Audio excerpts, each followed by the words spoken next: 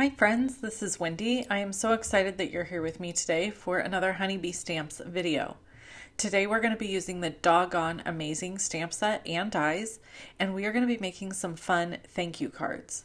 So to start out, I grabbed my Misty and I went ahead and laid out all of the images that I wanted to stamp, which happened to be every single image on the stamp set, and I organized them on a 5.5 by 8.5 piece of cardstock.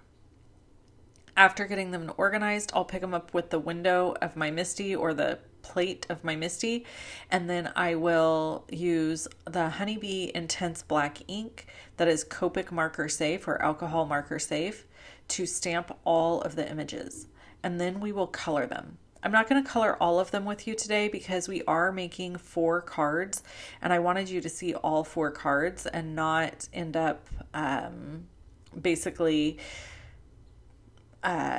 coloring for the whole video. I wanted to be able to complete all 4 cards with you. So here I'm just getting everything in place, and then I'm going to ink it up, and then we'll stamp it twice. We're going to ink twice and stamp twice. That's the beautiful part of using a stamp positioning tool, is that you get everything inked and stamped well both times, or as many times as you need to.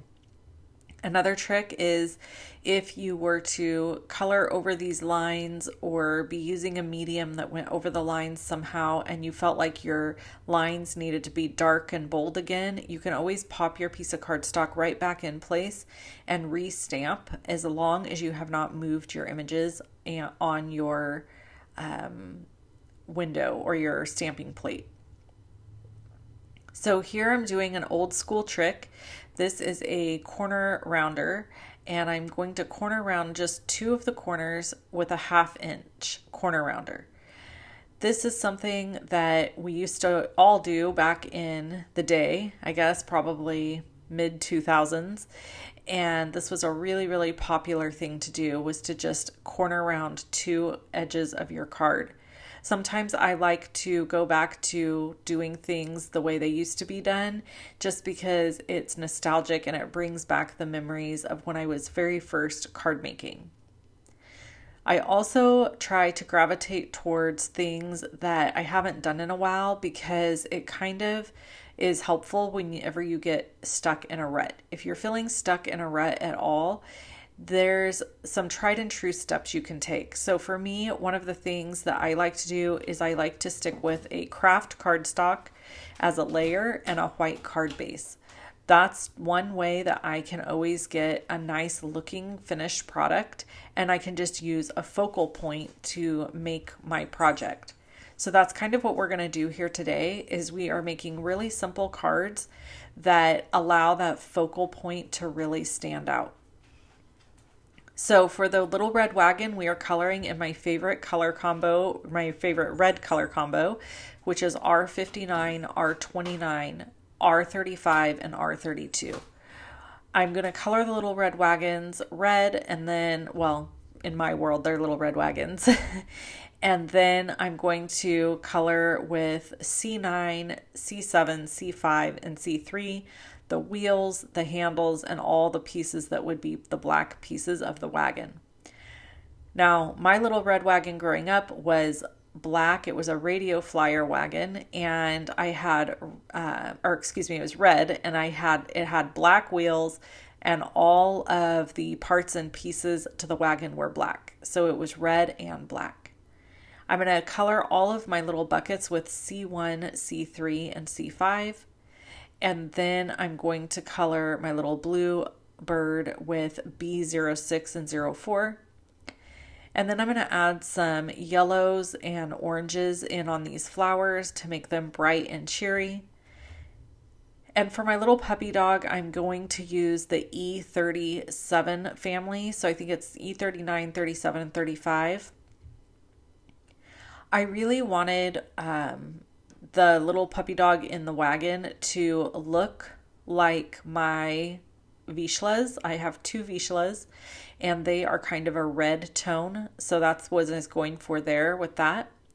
And then for this puppy dog up here, I colored him gray, and I used warm grays. So I used a W7, a W5, and a W3. And then for all of the buckets that I colored, I used the sea grays. For me, I like to color gray items that are inanimate with the sea family, and any items that are living items like the doggies, I would color with a warm gray. So here off to the right, you can see that I have colored all kinds of doggies. Those ones that look like chocolate labs, I colored with E77, 74, 74 and 71. And then here I'm just going to glue down my first image onto my first card. For the other card that you see up there at the top of the screen, you saw me put the cover on that. I used the Paw Prints 3D embossing folder to emboss that image onto the gray or the crumb cardstock. And then I am going to add some other details to that above. But I just wanted to note this one I decided not to do embossing on, and the one above I did. I added some shadows here at the bottom of the wagon, and then I'm going to go ahead and add the sentiment, kind of covering part of the wagon. I personally just really like the way it looks for my sentiments to be touching my focal points some way or how, because I think that it helps it draw your eye into one space. It all kind of depends on the layout. If I would have had a nice long sentiment go across the bottom, then that would have been okay. But since this was kind of a stacked sentiment, I chose to go ahead and stack it and place it on top of the wagon wheel. So it's going to go right here. And then for the card to be finished, I decided to use some Honeybee Stamps basic gem stickers. I love the gem stickers because they're just super easy to use. They go in place so nicely, and you don't have to use any glue. They have adhesive right on the back of them. For some reason here I started to use my tweezers, and I think I abandoned that and realized I needed to use a pickup tool of some kind instead. The reverse tweezers from Honeybee is what I use to usually place all of my images down onto my card bases. I really like those tweezers, but I have the hardest time using tweezers of any kind for gem stickers, anything like this. I prefer to use a little pokey tool of some kind. So this is it. This is the first card completely finished, and it's so cute, and it makes a great little thank you card. So for this one, I decided to use a foam tape and pop up the image, and then we're going to attach that image again to attach that sentiment to the image. This is again just something I really like doing because I really feel that it just draws your eye nicely into one area. We're not going to add foam tape all the way over to the right on the back of this sentiment. We're going to actually use glue because I've already popped up the image. So I only needed foam tape on the left side of the sentiment. And then that's it. This card is finished. So then we have two cards. So the bulk of the time that it took me to create all of these cards really was the coloring. This is kind of just the fun bonus card right here. I had a bunch of sentiments that I stamped and die cut, and I absolutely loved this little piece of cardstock. So this is from a freebie. When you place a $100 order with Honeybee, you get a little freebie gift. And I decided to go ahead and just glue a sentiment right down to the front of this cardstock, and this card was finished. So simple and cute, but just a fun little extra for me. Here I decided to use a 1/4 inch round on this card base, and we're going ahead and creating the same type of card, but instead we're just making our layers a little bit smaller. This layer is cut at 3.5 by 4.5.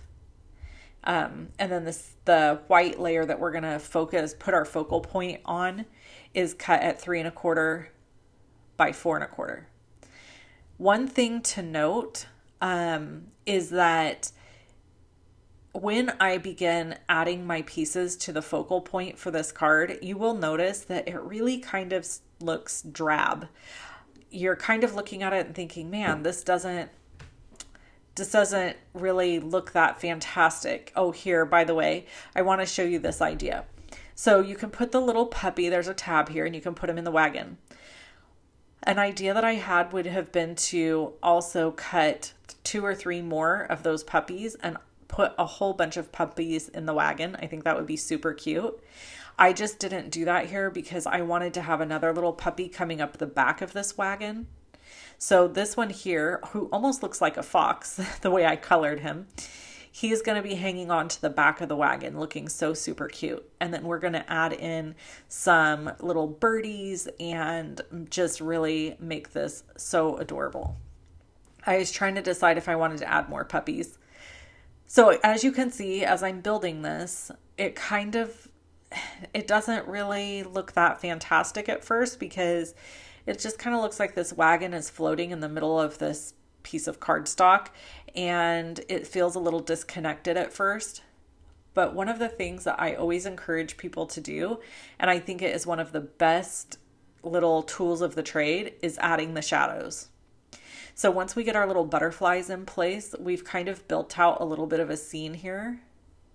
Even though technically the scene doesn't have a sky or anything, that's okay. We're going to add some shadows and you're going to be amazed at how much different this image looks. It is one of those little tricks that I think is just phenomenal in creating so much more texture to your cards. It's a fantastic way to up your game on your focal points. And so anytime you're looking at one of your cards that you've made and you're thinking to yourself, something just doesn't look quite right, think about adding a shadow. And that is something that you could do. Honestly, I could have done that even under the little butterflies. I just didn't think of it. So right here we go. Now look at this. Suddenly we have a scene. And all of this makes more sense and feels like it came together. And all I did was add some C3 and C1 to the bottom of this little piece here. And then we're just going to glue it all in place. And we have a super cute little thank you card. So that is all 4 of my cards completely finished. They were super easy to make. Again, the time investment in these really was the coloring. I think it took me about 45 minutes or an hour to color. I'm not an expert colorist by any means, so when I am coloring, sometimes it takes me a little bit. And I hope you enjoyed. Make sure to subscribe and leave us a comment. Talk to you soon. Bye-bye.